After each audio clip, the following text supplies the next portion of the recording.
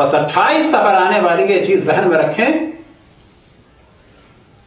کہ ہم بھی اس جرم میں شریک ہو جاتے ہیں کہ اشرف الانبیاء کی شہادت کو چھپا دیتے ہیں، ہم سب بھی شامل ہو جاتے ہیں۔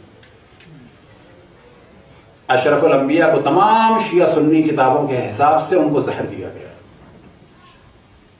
کس نے دیا؟ وہ دینے والا مرد تھا، عورت تھی، یہودی تھے، مسلمان تھے، 3 سال پہلے دیا گیا یا اسی ہفتے میں دیا گیا، یہ بالکل ایک الگ موضوع ہے۔ لیکن جب ڈسکس کیا جاتا ہے اشرف الانبیاء کے دنیا سے جانے کو، تو کیا ڈسکس کیا جاتا ہے آپ کو پتا؟ تمام شیعہ سنی مورخین اور محدثین کا اجماع ہے اس بات پہ کہ اشرف الانبیاء کو زہر دیا گیا۔ اب یہاں پہ سوال کیا جائے کہ جب انہیں زہر دیا گیا تو زہر کو چھپایا کیوں جاتا ہے، اور جب زہر دیا گیا تو ان کو شہید کیوں نہیں کہا جاتا، اور جب ہم شہید کہتے ہیں تو اس پہ ناراض کیوں ہوا جاتا ہے؟ شہید ایک اہم ترین صفت ہے، شہادت ایک اہم ترین مقام ہے کہ جس پہ اشرف الانبیاء فائز ہوئے، کس کے ذریعے سے؟ زہر کے ذریعے سے۔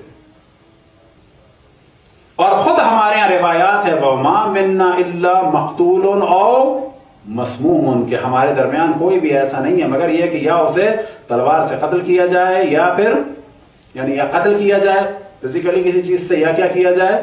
یا زہر دیا جائے۔ لیکن اگر آپ دیکھیں اتنا دوسری جانب کے کلچر کا ہم سب پر بھی اثر ہے کہ ہم بڑے مطمئن ہو جاتے ہیں وفات وفات وفات،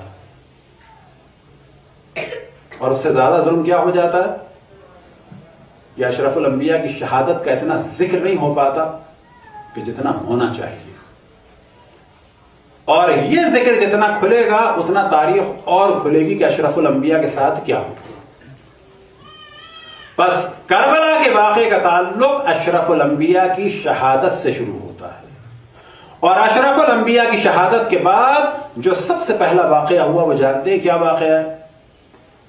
اشرف الانبیاء کی شہادت کے بعد جو سب سے اہم واقعہ ہے وہ جناب سیدہ کی شہادت۔